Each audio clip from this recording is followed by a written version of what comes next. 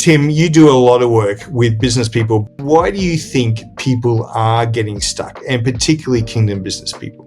I think there's a couple of key reasons, and this is one of the primary problems we face in the whole of life. We don't know how to process our pain.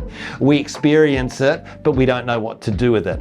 And so as a result, we resort to three primary dysfunctions: denial, suppression, and self-medication.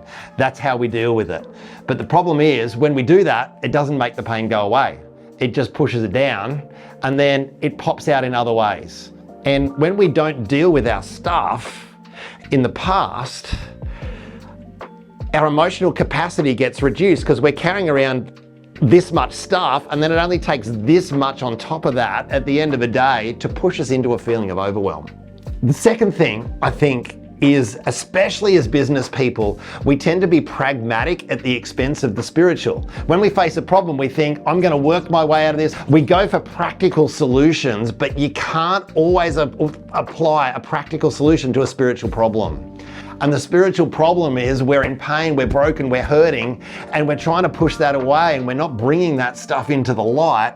And as a result, it's bearing fruit everywhere in our world. And we're wondering why, and we're just trying to hustle to fix it. And you can't hustle to fix an issue of the heart. You can only deal with it as an issue of the heart.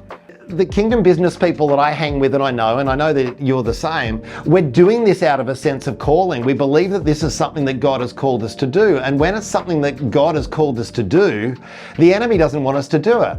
There's warfare attached to this. The enemy is trying to block us from fulfilling the calling on our life.